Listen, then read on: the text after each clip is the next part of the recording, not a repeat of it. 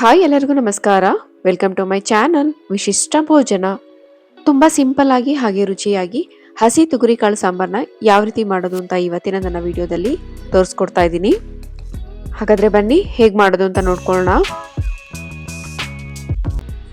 ಮೊದಲಿಗೆ ಒಂದು ಮಿಕ್ಸಿ ಜಾರಿಗೆ ನಾನಿಲ್ಲಿ ಅರ್ಧ ಹೋಳಾಗುವಷ್ಟು ಹಸಿ ತೆಂಗಿನಕಾಯಿನ ಹಾಕೊಳ್ತಾ ಇದ್ದೀನಿ. ಒಂದು ಚಿಕ್ಕ ತೆಂಗಿನಕಾಯಲ್ಲಿ ಅರ್ಧ ಹೋಳಾಗುವಷ್ಟು ಹಸಿ ತೆಂಗಿನಕಾಯಿ, ಹಾಗೆ 2 ಬ್ಯಾಡಗಿ ಮೆಣಸಿನಕಾಯಿನ ಎಣ್ಣೆಲಿ ಈ ರೀತಿ ಫ್ರೈ ಮಾಡಿಕೊಂಡು ಸೇರಿಸ್ಕೊಳ್ತಾ ಇದ್ದೀನಿ. 2 ಮೀಡಿಯಂ ಸೈಜ್ ಈರುಳ್ಳಿ ಈ ರೀತಿ ದಪ್ಪದಾಗಿ ಕಟ್ ಮಾಡಿಕೊಂಡು ಸೇರಿಸ್ಕೊಳ್ತಾ ಇದ್ದೀನಿ. ಜೊತೆಗೆ ನಾನು 4 ಟೇಬಲ್ ಸ್ಪೂನ್ ಆಗುವಷ್ಟು ಮನೆಯಲ್ಲೇ ಮಾಡಿರುವಂಥ ಸಾಂಬಾರ್ ಪುಡಿನ ಸೇರಿಸ್ಕೊಳ್ತಾ ಇದ್ದೀನಿ.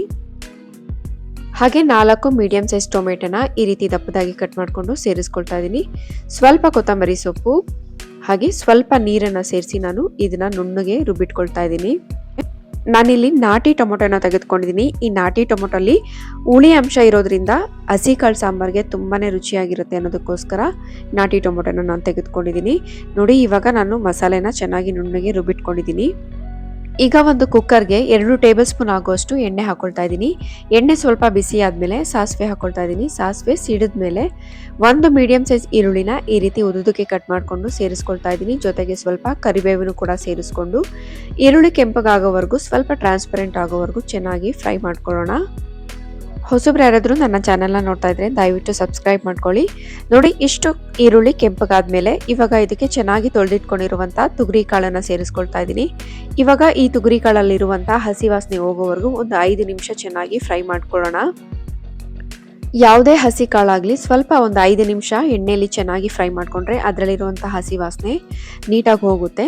ಇವಾಗ ಸಣ್ಣಗೆ ಕಟ್ ಮಾಡಿ ಇಟ್ಕೊಂಡಿರುವಂಥ 2 ಮೀಡಿಯಂ ಸೈಜ್ ಆಲೂಗೆಡ್ಡೆ ಹಾಗೆ 2 ಮೀಡಿಯಂ ಸೈಜ್ ಬದನೆಕಾಯಿನೂ ಕೂಡ ಸೇರಿಸ್ಕೊಂಡು ಅದನ್ನು ಕೂಡ ಎಣ್ಣೆಯಲ್ಲಿ ಚೆನ್ನಾಗಿ ಒಂದು 5 ನಿಮಿಷ ಚೆನ್ನಾಗಿ ಫ್ರೈ ಮಾಡ್ಕೊಳ್ಳೋಣ.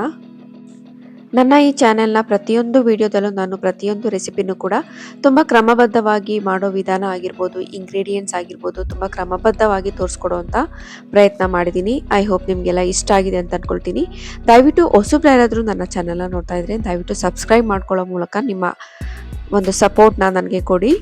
ಇವಾಗ ರುಬ್ಬಿಟ್ಕೊಂಡಿರುವಂಥ ಮಸಾಲೆನ ಸೇರಿಸ್ಕೊಂಡು ಒಂದ್ಸಲ ಚೆನ್ನಾಗಿ ಮಿಕ್ಸ್ ಮಾಡ್ಕೊಳ್ತಾ ಇದ್ದೀನಿ. ಇವಾಗ ಸ್ವಲ್ಪ ನೀರನ್ನು ಸೇರಿಸ್ಕೊಳ್ತಾ ಇದ್ದೀನಿ. ನಮಗೆ ಸಾಂಬಾರ್ಗೆ ಎಷ್ಟು ಬೇಕೋ ಅಷ್ಟು ನೀರನ್ನು ಸೇರಿಸ್ಕೊಂಡು ಅಡ್ಜಸ್ಟ್ ಮಾಡ್ಕೊಳ್ತಾ ಇದ್ದೀನಿ. ನೋಡಿ, ಇವಾಗ ಕರೆಕ್ಟ್ ಆಗಿದೆ. ಇವಾಗ ಇದಕ್ಕೆ ರುಚಿಗೆ ತಕ್ಕಷ್ಟು ಉಪ್ಪನ್ನ ಸೇರಿಸಿ ಕುಕ್ಕರ್ ಲಿಡ್ನ ಕ್ಲೋಸ್ ಮಾಡಿ 2 ವಿಷಲ್ ನಾನು ಇದನ್ನು ಕೂಗಿಸ್ಕೊಳ್ತಾ ಇದ್ದೀನಿ. ಹಸಿ ಕಾಳು ಆಗಿರೋದ್ರಿಂದ 2 ವಿಷಲ್ ಕೂಗಿಸ್ಕೊಂಡ್ರೆ ಸಾಕು. ಕೆಲವರು ಈ ಹಸಿ ಕಾಳು ಸಾಂಬಾರ್ಗೆಲ್ಲ ಕುಕ್ಕರ್ನ ಬಳಸೋದೇ ಇಲ್ಲ, ಪಾತ್ರೆಯಲ್ಲೇ ಬೇಯಿಸ್ಕೊಳ್ತಾರೆ. ಅದು ಇನ್ನೂ ರುಚಿಯಾಗಿರುತ್ತೆ. ಈ ಕಾಳುಗಳಿಗೆಲ್ಲ ಮಸಾಲೆ ಚೆನ್ನಾಗಿ ಹಿಡ್ಕೊಳ್ಳೋದ್ರಿಂದ ರುಚಿ ಇನ್ನೂ ಚೆನ್ನಾಗಿರುತ್ತೆ. ಟೈಮ್ ಇಲ್ಲ ಅನ್ನೋರು ಈ ರೀತಿ ಕುಕ್ಕರಲ್ಲಿ ಮಾಡಿಕೊಂಡು 2 ವಿಷಲ್ ಕೂಗಿಸ್ಕೊಳ್ಬೋದು. ಇವಾಗ ಹಸಿ ಕಾಳು ಸೀಸನ್ ಆಗಿರೋದ್ರಿಂದ ಖಂಡಿತ ಈ ರೆಸಿಪಿನ ಒಂದ್ಸಲ ಟ್ರೈ ಮಾಡಿ.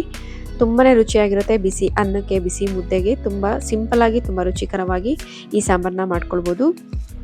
ಐ ಹೋಪ್ ನಿಮ್ಗೆ ಈ ರೆಸಿಪಿ ಖಂಡಿತ ಇಷ್ಟ ಆಗಿದೆ ಅಂತ ಅಂದ್ಕೊಳ್ತೀನಿ. ಇಷ್ಟ ಆಗಿದ್ರೆ ದಯವಿಟ್ಟು ಒಂದು ಲೈಕ್ ಕೊಡಿ, ಹಾಗೆ ನಿಮ್ಮ ಫ್ಯಾಮಿಲಿ ಆ್ಯಂಡ್ ಫ್ರೆಂಡ್ಸ್ಗೆ ಶೇರ್ ಮಾಡಿ.